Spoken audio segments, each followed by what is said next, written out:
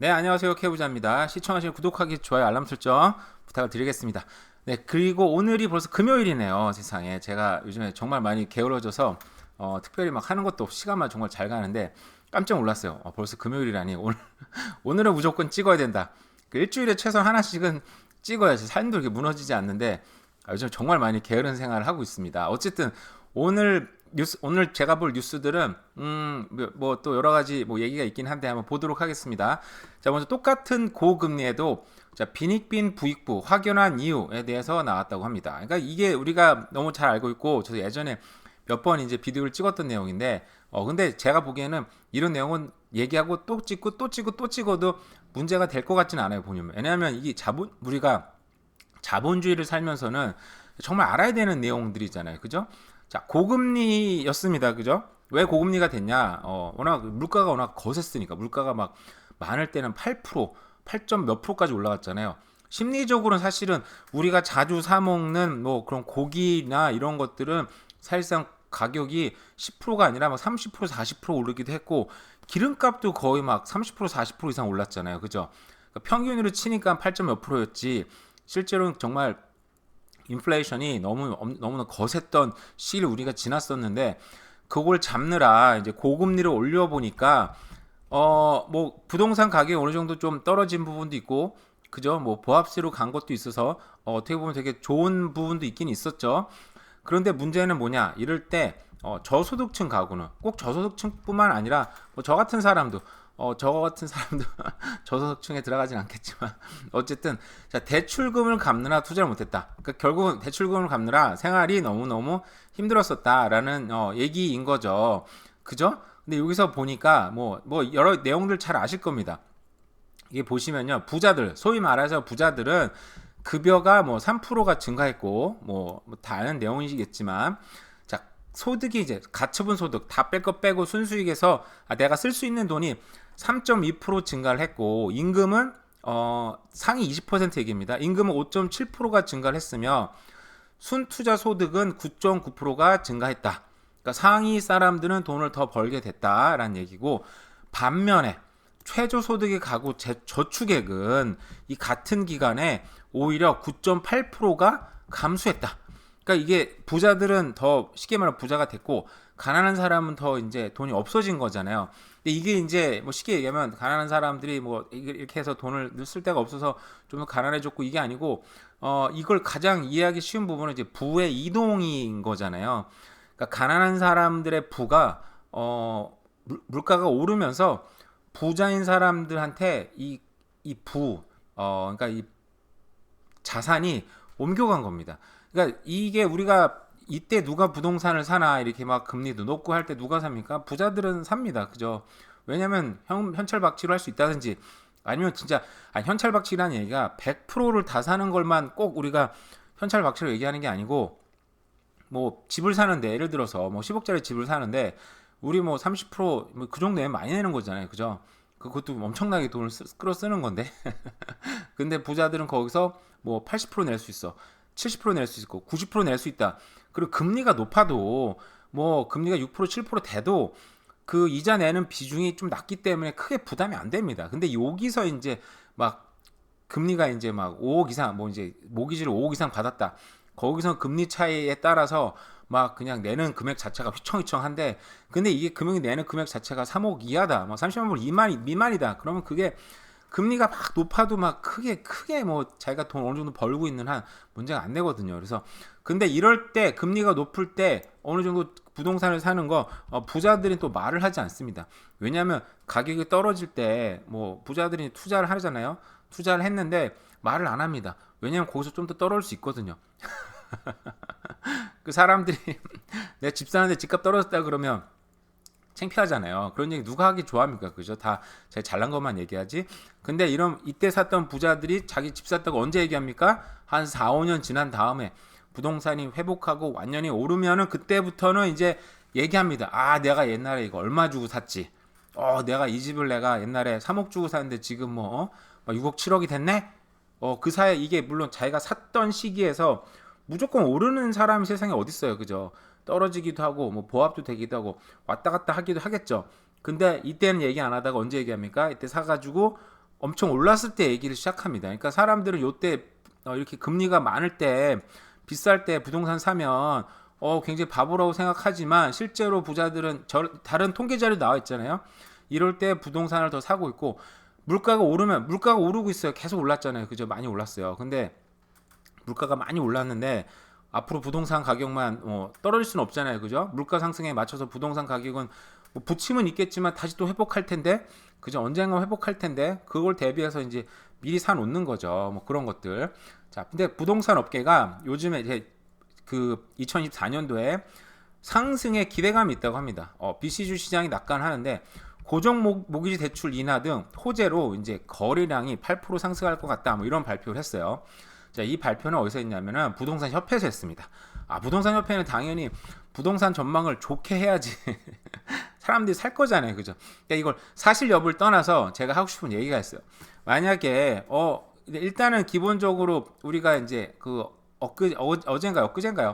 금리가 이제 동결이 됐습니다. 5%로 동결이 됐어요. 그리고 실제로 고정금리는 좀 떨어지기 시작을 했어요. 저도 이번에 이제 모기지를 받았기 때문에 고정금리는 그래도 좀 떨어졌더라고요. 앞으로 더 떨어질 걸 예상이 한다고 하지만 저는 이제 뭐 떨어지든 어쨌든 간에 사채를 쓰다가 넘어왔기 때문에 그래도 굉장히 만족스러운 사채보단 낫다. 아무리 비싼 사채보다 훨씬 낫다. 거의 반값 모기 이자가 반값이었으니까 어쨌든 그래서 굉장히 기분이 좋았는데 어쨌든 고정금리가 이제 이게 기준금리가 동결이 됐기 때문에 실제로 고정금리는 5%대로 많이 떨어졌어요. 그리고 굉장히 좋죠. 그러면은 사람들이 이런 생각을 하겠죠. 부동산 시장이 좀 회복되지 않을까? 여기저기서 뭐 회복될 것 같아. 뭐 금리가 떨어질 것 같고 그리고 또 여기 보니까 또 우크라이나 전장이 좀 끝날 수 있다고 합니다. 제가 작년부터 많이 얘기했는데 다 틀렸죠? 다 틀렸는데 어쨌든 자 푸틴이 비공식을 통해서 미국한테 이제 그만 전쟁을 끝내고 싶다.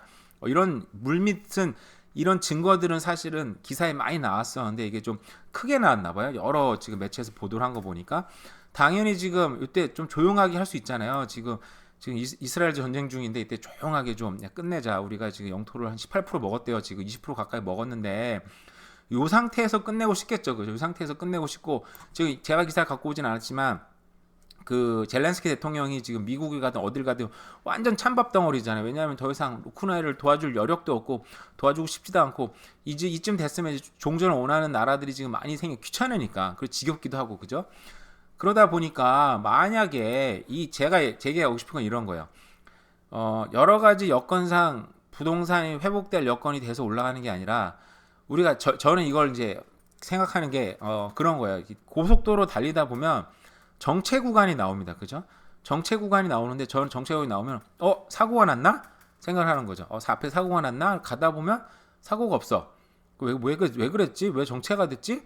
이유가 없어요. 어떨 때 보면 반대쪽 차선에 사고가 난 것도 있더라고요. 그러니까 사람들이 그거 쳐다보느라고 그냥 아무 이유 없이 정체가 된 거야. 그죠? 그리고 어떤 식으로든 한번 정체가 일어나면 뒷차들이 스탑하니까 그 부분은 계속 정체가 되는 거예요. 그 다음에 다시 뻥뻥 뚫리기도 하고 저는 그 생각이 들어요. 만약에 특별히 부동산이 올라갈 이유도 없는데 지금 겨울이었고 어느 정도 지금 프레저밸 리포트 나왔었는데 그 거래량 자체가 굉장히 없었잖아요. 지금 캐나다, 지금 밴쿠버 지역 같은 토론토는 잘 모르겠어요. 본 적이 없어가지고 최근에 어쨌든 그런 정체 구간이 있다가 이게 풀리기 시작을 할 때 사람들이 다 오르기 시작할 거다라고 마음을 먹고 조급하기 시작하면 부동산이 또 사람들이 이제 사기 시작하잖아요. 언론들이 옆에서 또 박수 치면서 빵빵 터트리고 이런 부동산 협회나 여러 또 전망치가 또 회복될 것 같아. 막 이런 나오게 되면은 부동산이 다시 또 회복이 되겠죠. 그러니까 저는 이제 부동산이 결국은 이제 요즘에 이제 여러 가지 생각을 많이 해보는데 대외적인 여건도 있긴 있지만 지금 많은 사람들이 어느 정도 지금 부동산이 좀 하락을 했는데 부동산 언제 살까 지금 고민을 하고 있고 인구가 또 많이 늘어나고 있잖아요. 그죠? 그런 상태에서 금리까지 동결이 되고 대여건상 뭐 전쟁도 끝나간다 막 이런 얘기 나오기 시작하면 조급하지 않을까? 보면은 살짝 조급한 기운이 나오지 않을까라는 생각은 해봤어요. 뭐 이렇게 해서 부동산이 막 앞으로 계속 오를 거다 이런 얘기는 아닙니다. 저도 모르니까요. 어쨌든 근데 이런 여건도 분명히 있을 것 같다라는 생각이 좀 해봤어요. 근데 그러면 여기 보면은 메트로 밴쿠버 지역의 주택 매매량이 올해는 9% 이상 증가할 거다라고 얘기했고요. 2025년에 12%로 증가할 것 같다. 뭐 얘기를 했어. 이건 전망치. 부동산 협회에서 전망한 겁니다. 당연히 되게 좋게 했겠지만 이런 전망치와 이런 금리와 대적 여건이 맞물리면 사람들이 그래서 조급해하기 시작하면 분명히 좀 오를 수도 있겠다라는 생각은 해봤어요. 뭐 그게 꼭 옳다는 얘기는 아니고요. 그리고 부동산 요즘에 살 때 요즘 제가 생각이 많이 드는 게 이런 거예요. 밴쿠버 이번에 물폭탄 예보. 며칠 전에는 눈이 엄청나게 왔어요. 그래서 눈 때문에 또 고생 좀 했고 또 엊그제 월화는 버스가 파업을 했어요. 제 아들이 지금 뭐 BCIT를 다녀가지고 버스가 없어가지고 이제 고생을 좀 했죠. 애들이 고생한 게 아니라 제가 고생했죠. 태워달라고 엄청 징징대가지고 학교까지 한번 태워줬어요. 올 때는 이제 어떻게 왔더라고요. 보니까 뭐 우버를 우버 타고 와라 얘기했더니 우버가 되게 가까운 거리를 이제 막 너무 많이 우버 이제 디맨딩의 순간 높아지니까 되게 짧은 거리인데 막 70불씩 달라 그러더라고요. 그래서 와 이것도 수요와 공급 법칙으로 그냥 확 변하는구나. 택시들은 안 가면 그만인 건데 우버는 그냥 가격을 확 때려버리더라고요. 그러니까 70불을 내고 타는 사람이 있으니까 그렇게 가격을 했겠죠. 되게 짧은 거리였다 그러는데 그걸 느끼는 게 홍수가 이렇게 자연재해도 정말 많이 신경을 써야 되고 밴쿠버 지역에서도 뭐 소위 말하는 이제 뭐 저지대 홍수가 날 수 있는 지역들 거긴 좀 확실히 좀 미리 공부해서 좀 확실히 좀 피해야 될 수 있을 것 같고 그리고 이렇게 버스 파업 해보고 비 오고 눈 오고 자연재해 해보니까 그래도 어쨌든 저 같은 사람 아니 부자가 아닌 사람들은 그 스카이트레인 옆에 역세권에 사는 게 참 좋긴 하겠다. 예전에 뭐 여기는 저도 이제 전철 탈 일이 없고 저도 늘 자동차 운전해서 직장을 다니다 보니까 전철이 없다고 해서 크게 불편한 점 없었는데 이제 애가 차가 없는 애가 생기다 보니까 이런 대중교통이 참 중요하다는 생각이 많이 들더라고요. 요즘은 또 그리고 요즘에 또 이민자들이 많이 오면서 이민자들이 오자마자 그 하우스를 사진 않잖아요. 그죠? 하우스 사는 사람도 있겠죠. 부자들. 근데 그런 사람들이 뭐 일단 기본적으로 쌓아봤자 15억씩 내야 되는데 요즘에 정말 오래된 집 사면 10억대 뭐 초반에 있긴 하겠지만 최소한 15억, 20억 사이를 내야 되는데 이민자 오자마자 그렇게 돈을 확 때려버리는 경우는 많지 않은 경우잖아요. 어쨌든 대부분 콘도나 뭐 다세대 주택 이렇게 들어가야 되는데 이런 데 들어갈 때는 확실히 이런 대중교통이 참 중요하다. 그 대중교통이 이제 앞으로는 더 중요해질 것 같고 이런 자연재해도 밴쿠버 지역도 정말 많이 일어날 것 같아서 이런 거 신경 많이 써서 좀 사야 되겠구나라는 생각을 해봤습니다. 네, 오늘 뭐 특별히 큰 이슈는 없었지만 꼭 금요일이어서 방송 하나 찍어야 되겠다 하는 마음으로 찍게 됐습니다. 오늘 또 비가 안 오는 것 같네요. 보니까 어쨌든 오래간만에 또 날씨도 좀 따뜻한 것 같은데 오늘 남은 하루도 그리고 주말도 잘 보내세요. 감사합니다.